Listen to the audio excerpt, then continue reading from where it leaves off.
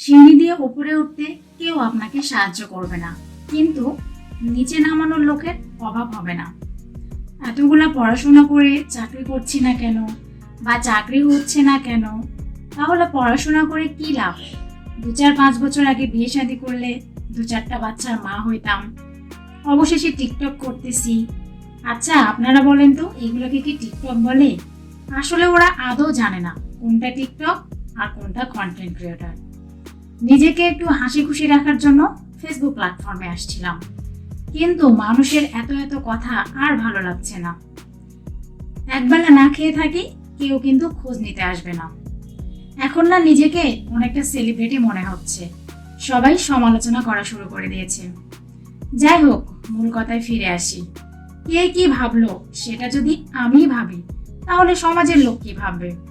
তাই বাকিটা সমাজের ওপর ছেড়ে দিলাম। যার যেমন চিন্তা ভাবনা, সে আমাকে তেমনটাই ভাববে।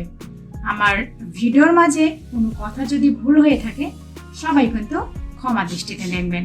সবাই ভালো থাকবেন। আল্লাহ হাফেজ।